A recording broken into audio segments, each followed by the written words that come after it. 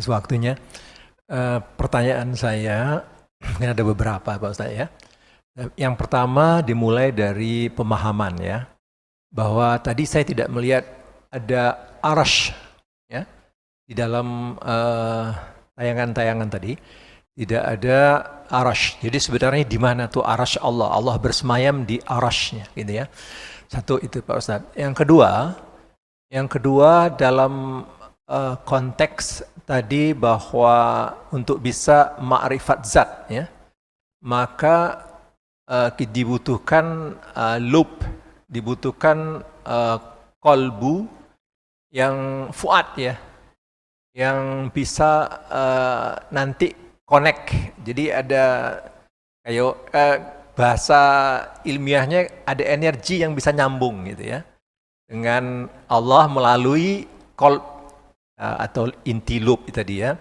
Nah, untuk bisa mencapai ini, kebersihan hati Pak Ustadz sebut salah satu tadi.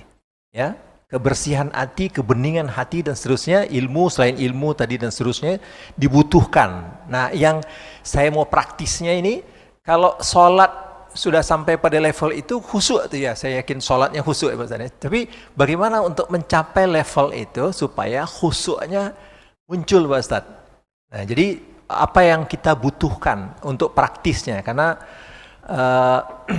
ini menjadi PR kita semua saya kira, bahwa untuk katanya kalau kita sholat itu seolah-olah tempat salah satu momentum untuk bagaimana kita bisa mi'raj gitu ya. Allah. Demikian pertanyaan. Terima kasih. Assalamualaikum warahmatullahi wabarakatuh. Terima kasih atas penjelasan. Sewaktu saya belum bertarikat, saya nggak yakin kalau ada orang yang bisa khusyuk sholat. Nggak percaya saya Pak. Tapi setelah saya dalami gitu kan, apalagi sekitar seminggu yang lalu, ketika saya jumpa Tuan saya, ziarah namanya, ziarah hidup. Waktu zuhur masuk, waktu asar masuk, saya disuruh jadi imam. Ya imam saya. Gitu saya imam, itu 4 rakaat itu yang saya rasakan hampir 100% saya tidak melupakan Allah. Wah, luar biasa kan? Hampir 100% Pak. Tak lupa kita, hati kita itu nggak berpaling dari Allah Ta'ala. Itulah kekuatan rohani, mungkin dibantu guru juga kan. Kalau di tempat kita, tingkat kehusukannya tidak seperti itu. Maka belajar tasawuf tarikat itu mengenal makrifat zat, sholat kita nanti intinya puncaknya ihsan. Maka tasawuf itu ilmu ihsan. Bisa dipungkiri, itu pengalaman. Dan itu dibuktikan. Bukan omdo saja. Untuk sampai ke sana mana? Itulah yang di dalam kitab Sir Asrar. Berbab-bab disebut. Talqin dulu, talqin zikir. Baiat dulu. Apa fungsi talqin zikir? Baiat. La ilaha illallah, la ilaha illallah. Getar di dalam itu Pak. La ilaha. Kita ambil kalimat tauhid itu dari orang-orang yang sangat dekat sama Allah, yang memang mereka sudah bertauhid, yang memang lub inti ruhnya sudah hidup, ainul basarnya sudah hidup. Maka itu menjadi bibit unggul, masuk ke hati kita. Kayak kita mau nanam pohon, kita pilih bibit yang paling unggul. Dapat kita bibit unggul. Jadi pekerjaan ini buat gitu. Kalau enggak, kita ngambil bibit di pasar-pasar. Ya Bapak mau nanam durian rambutan, ngambil dari pasar yang jatuh-jatuh. Enggak jelas bibitnya. Kenapa? Karena Bapak baiatnya mengambil kalimat la ilaha illallah itu dari orang enggak jelas. Orang yang enggak hidup hatinya. Nah. Bahkan kadang-kadang kan kita nggak ada baiat. Dari mana dapat kita kalimat la ilaha illallah? Nggak tahu, dari kecil pokoknya sudah ada gitu aja kan. Ya lama hidupnya Pak. Maka itu baiat talqin. Kemudian diawali dengan setelah talqin tobat. Kenapa tobat? Karena Nabi dalam hadis sahih mengatakan setiap kali kita buat dosa muncul bintik hitam di hati. Buat dosa, kalau sudah banyak bintik hitamnya, khotamallahu ala qulubihim, tutup hatinya. Nggak bisa menerima kebenaran. Mohon maaf, orang yang banyak buat dosa besar, hampir bisa dipastikan dia hampir nggak percaya lagi dengan kekuasaan Allah sama Tuhan. Kayak nggak ada Tuhannya lagi, Pak. Kalau Bapak tidak percaya, coba alami yang saya bilang. Jauhi Allah, tinggalkan sholat, tinggalkan apa semua. Nanti habis itu Bapak tobat. Kita buktikan. Semakin jauh kita dari Allah, semakin banyak dosa kita, semakin gak percaya kita sama Allah. Iman kita itu seperti tipis-tipis dan akan menghilang. Itulah di khotam. Auzubillah. Maka untuk menghilangkannya, kata Nabi langsung dalam hadis itu, apabila dia beristighfar, Astaghfirullahaladzim, Astaghfirullahaladzim. Gugurlah itu, binti hitamnya, gugur. Maka semua tarikat itu setelah kita talqin, setelah baiat, wajib, bukan wajib ya, disuruh mandi tobat, sholat sunnah tobat. Tobat. Menggugurkan, niat. Nah, itulah awalnya Pak langkahnya untuk sampai ke sana. Bersihin. Apabila hati kita sudah bersih, maka kita bisa menyaksikan. Nah inilah tadi yang dikatakan Al-Ghazali. Runtun. Dan kita akan bisa terus. Dari indera mata, masuk ke daya khayal, masuk ke akal, masuk ke pemikiran, masuk ke ruh, inti ruh, terus sampai menyaksikan. Sampai dengan menyaksikan dengan lub inti ruh, inti hati, mata hati, fuad. Ya.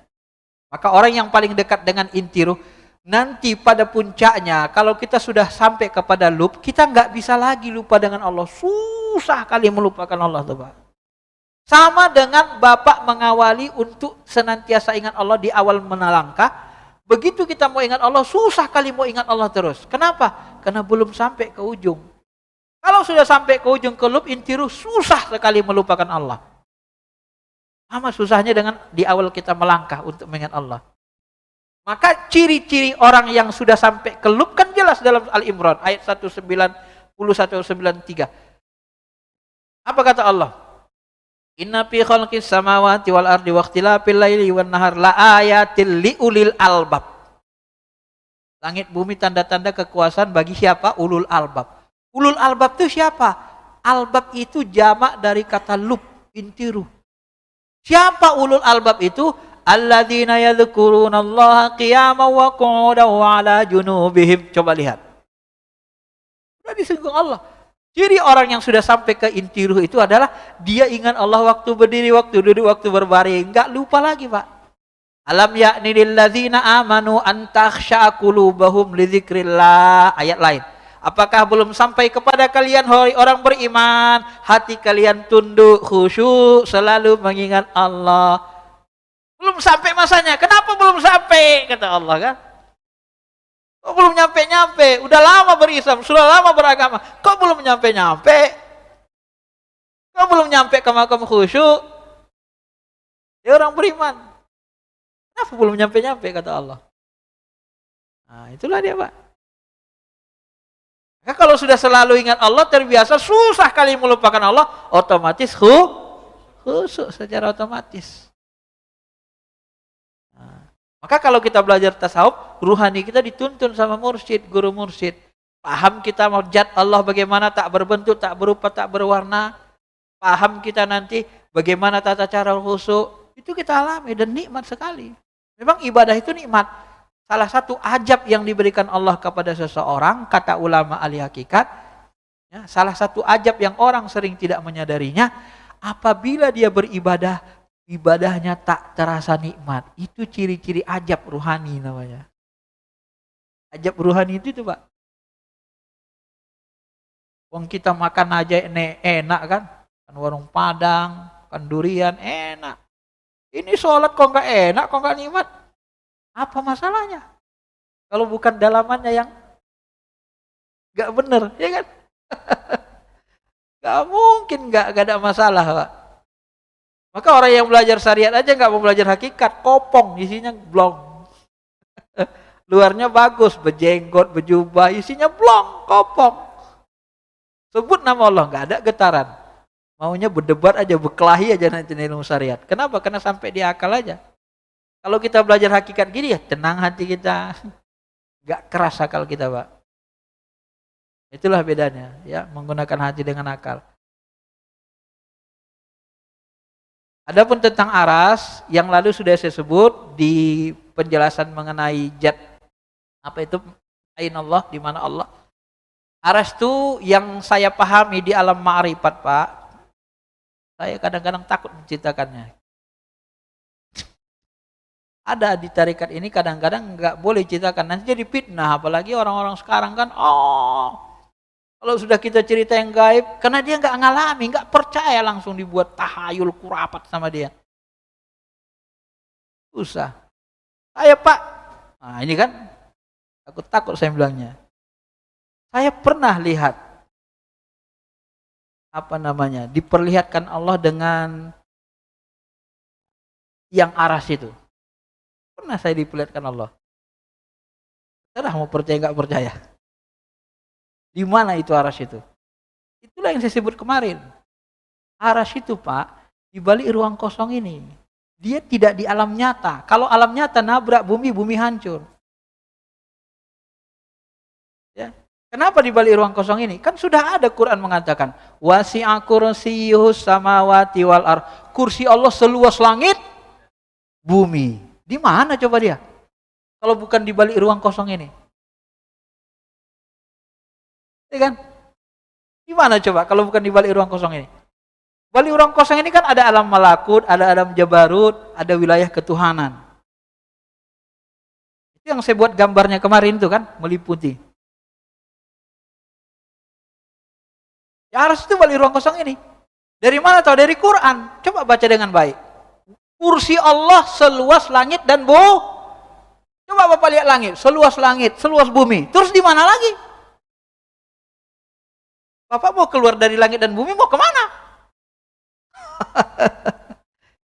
Berarti kan di balik ruang kosong ini, cuma dia di alam jabarut, dimensinya yang beda. Kalau mudah memahaminya, dimensinya yang beda. Kalau kita orang radio elektronik, gelombangnya yang beda. SW sama FM, SW1. Di mana itu? Di dalam radio itu semua, Pak. Cuman nggak ketemu dia, nggak nyentuh, nggak nabrak. Hati kita ini bergelombang ini. Mata hati tub kalam jabarut, qalbun alam malakut. Ya, kalau fuad ya ke alam jabarut kan, kalau sodrun dada ke alam nyata, akal. Sambung dia dimensinya. Itu yang saya pahami setelah saya kaji semua beberapa buku-buku dan pendapat masyayikh kita. Nah, aras itu lebih besar dari kursi lagi. Mana dia? Ya ini meliputi langit dan bumi. Allah itu lebih besar lagi, Allahu Akbar. Jadi aras itu di balik ruang kosong ini meliputi langit dan bumi. Allah tuh ini istawa alal ars ar-Rahmannya. Maka kalau Bapak, kan dulu saya sebut, kalau Bapak ditunjukkan Allah kasab aras, nampak tuh tiang aras nih. Masya Allah, maaf. Saya melihat nampak tuh tiang aras tuh. Sekali ditunjukkan Allah. Mudah-mudahan tidak salah. Kelihatan. Tergantung kan. Kalau kita pingin, nggak bisa, Pak. Itu namanya diperlihatkan kan. Kita waktu zikir dapatnya. Kalau nggak zikir nggak dapat. Mau dilihat gini setengah mati kita korabe pun mata kita nggak dapat. Istilahnya kan. Bisa kita lihat. Jadi beda orang yang melihat dengan yang diperlihatkan itu beda. Maka kalau ada orang ngaku-ngaku bisa melihat jin, itu pembohong. Ya, melihat pakai mata. Kan ada alatnya. Mana bisa kita melihat? Semua kita, mursyid-mursyid kita, semuanya diperlihatkan Allah. Kalau melihat sendiri nggak bisa, keinginan kita nggak bisa. Nah, maka tadi itulah hadis kudus itu. Apa namanya? Kalau kita tawajud sepertiga malam terakhir itu, zikir itu kan dekat. Kujadikan dia memandang pakai mataku, gitu kan. Nah, itulah tadi. Baik, saya kira itu aja lah ya. Ada lagi? Wah, ini serius, makin serius ini. Allahu Akbar.